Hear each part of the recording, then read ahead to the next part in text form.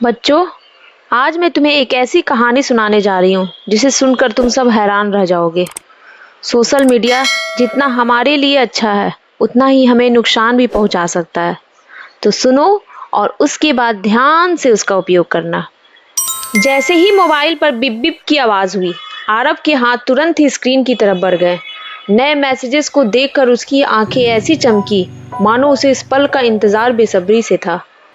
आरव आगे की पढ़ाई के लिए शहर आया था। माँ बाप इतने पैसे वाले भी नहीं थे जो आरव की हर इच्छा को पूरी करते। दिन रात एक करके तो उसके पिता ने उसे आधारभूत शिक्षा दिलवाई। उसके आगे की पढ़ाई के लिए उन्होंने एरिया घिस घिस कर काम किया तो कॉलेज में एडमिशन के लिए पैसे इकट्ठे हो सके।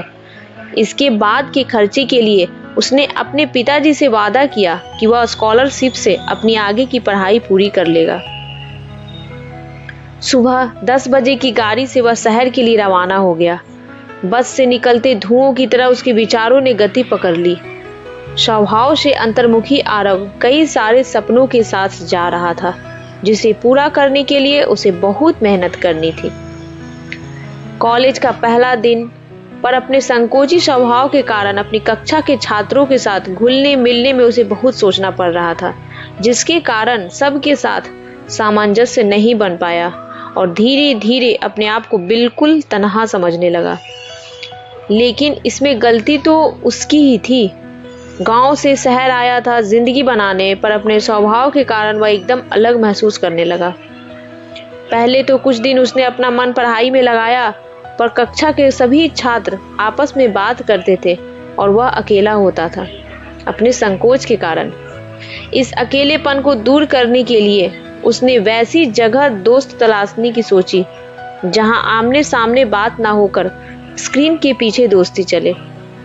इसके लिए उसने सोशल मीडिया का सहारा लिया, जो एक छलावे की तरह उसकी जिंदगी में घुसा और धीरे धीरे उसे अपने वश में कर लिया। ऐसी दोस्ती का आलम यह होता है कि लोग, खास करके युवा, इस स्क्रीन की दुनिया को ही अपना सब कुछ मान लेते हैं, पर जीवन के धरातल पर जब आपको किसी की ज़रूरत होती है तो यह दुनिया अचानक से गायब हो जाती है।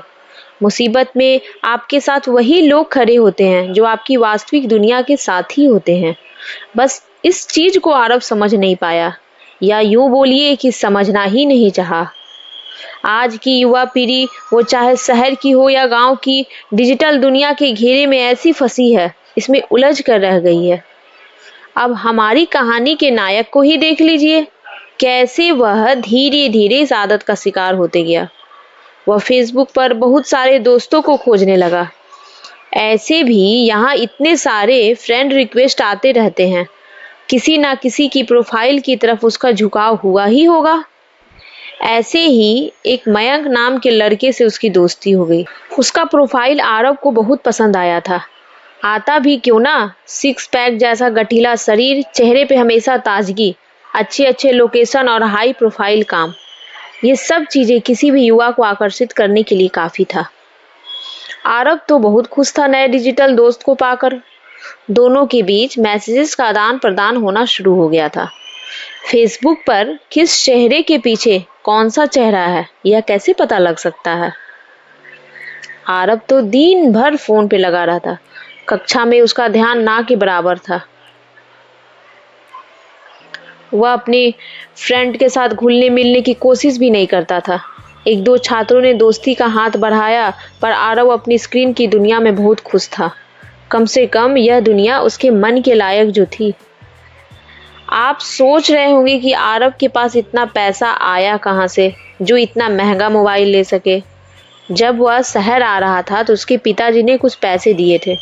बस EMI पर उसने फ़ोन ले लिया। सोचा था साइड में ट्यूशन पढ़ाकर 4-5 महीने में फ़ोन का इंस्टॉलमेंट पूरा कर लेगा, पर उसके रास्ते ही बदल गए।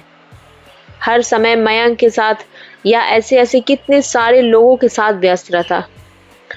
आदमी भी धोखा उसी को देता है जो खाने लायक होता है। शहरी जीवन को नज़दीक से आरव ने पहली बार देखा था। इस चकाचौंध भरी दुनिया उसे बड़ी राश आ रही थी। अब कौन दिन रात मेहनत करके स्कॉलरशिप लेता, जबकि मयंक जैसा डिजिटल दोस्त सब्ज बाग दिखाने शुरू कर दिए थे। अब तो आरव अपने पर्सनल बातों को भी शेयर करने लगा, अपनी पारिवारिक हालत, अपने सपनों से वाकिफ कराने लगा। मयंक ने आरव के दिमाग में यह बात बैठा दी थी कि पढ़ने लिखने से कुछ नहीं होता। अगर ज़्यादा पैसे कमाना है तो मेरे रास्ते पर चलो, मैं तुम्हें बताऊंगा कि क्या और कैसे करना है। आरव को और क्या चाहिए था? ये दोस्ती उसे बहुत खुशी दे रही थी। शायद उसे पता नहीं था कि सफलता का कोई शॉर्टकट नहीं होता। इस आभासी दुनिया का कोई आधार ही नहीं है। यहाँ रहता है कुछ, दिखता है कुछ। पढ़ाई से विमुख होकर आरव दिन भर मैसेज में बिजी रहता। पहले तो आकर्षित करने के लिए मयंक ने अकाउंट में कुछ कुछ पैसे ट्रांसफर किए, क्योंकि उसकी माली हालत से वह वाकिफ हो चुका था। तभी तो कोई ना कोई उपहार भेज देता। आरव की तो खुशी का ठिकाना नहीं था। जो चीज जिंदगी में उसे अब तक नहीं मिल पाई थी, ये स्क्रीन की दुनिया उसे सरलता से दे रही थी। फेसबुक की आभासी दुनिया मिले बगैर एक दूसरे से जुड़ी रहती है, एक दूसरे के सपने सुख दुख बांटती भी है, और दूसरे ही पल जब ऐसे रिश्ते बोझिल होने लगते हैं तो उन्हें ब्लॉक कर आगे बढ़ जाती है।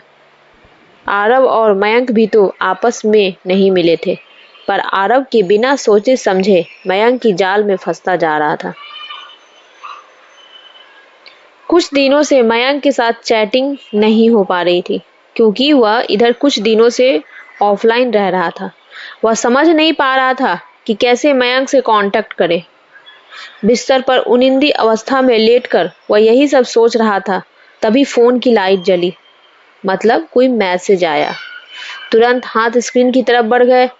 देखा तो मयंक ही था। देखते ही देखते उसकी आंखें चमक उठी। सॉरी के 2-4 मैसेजेस थे, बात ना करने के। आरव तो खुशी से फूला ना समाया। चलो, कोई तो है जो उसे इतना तवज्जो दे रहा था। उस दिन बात आई गई हो गई। इधर कुछ दिनों से मयंक उससे मिलने का दबाव बना रहा था, यह कहकर कि उसकी नौकरी के सिलसिले में बात करना चाह रहा है। एक नियत स्थान तय हुआ, शहर के आउटर एरिया में। थोड़ा मन संकित तो हुआ, पर नौकरी पाने की लालसा इससे कहीं अधिक बड़ी थी। दिए हुए एड्रेस पर जाकर आरव ने कॉल बेल बजाई। एक अधेड़ उम्र के आदमी ने दरवाजा खोला। जब उसने उसका नाम लेकर पुकारा तो उसे बड़ा ही आश्चर्य हुआ।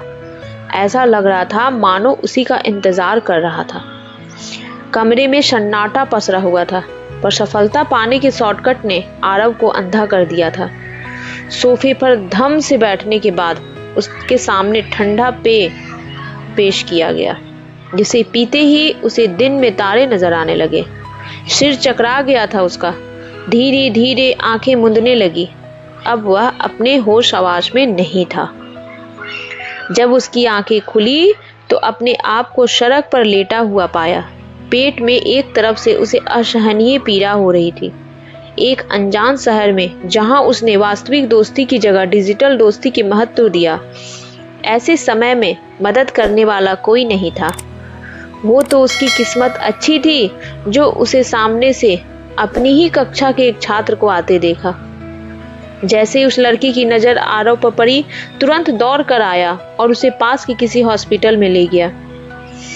आरव तो बहुत लज्जित हुआ। उसे भरोसा ही नहीं था कि कोई उसकी मदद करने वाला भी हो सकता है। डॉक्टर ने जो बात उसे बताई, उसे सुनकर पैरों तले जमीन खिसक गई।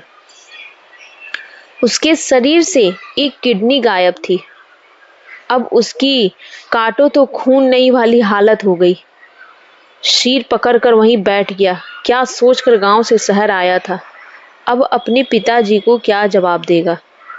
उसने पुलिस कंप्लेन भी किया। वहां जाकर उसके सामने डिजिटल दुनिया की सारी सच्चाई सामने आ गई। यह जो फेसबुक पर मयंक का प्रोफाइल था, वह कोई युवा नहीं बल्कि 40-45 साल का व्यक्ति था, जो आकर्षक अकाउंट बनाकर आरव जैसे लोगों को, जो सफलता शॉर्टकट में चाहते हैं और ऐसे छलावे पे विश्वास करते थे, फांसता था, और फिर धीरे धीरे पर्सनल लाइफ में घुसकर उन्हें नौकरी का झांसा देकर बुलाता था। उसके बाद शरीर के अंगों की चोरी करता था। ऐसे ऐसे कितने सारे केसेस उसके नाम थे। आरव को समझ नहीं आ रहा था कि अब वह करे तो क्या करे। सोशल मीडिया पर सोशल ना होकर अपनी दुनिया में सोशल होता तो ऐसी नौबत नहीं आती। सिवाय पछताने के और कोई चारा नहीं था। स्क्रीन के पीछे का सच आईने की तरह साफ हो चुका था। शायद इतनी बार ठोकर लगने के बाद अब स्क्रीन पे अपना भविष्य तलाशना बंद कर दे। वास्तविक और आभासी दुनिया के बीच का फर्क शायद अब उसे समझ में आ गया था, पर कुछ खोने के बाद।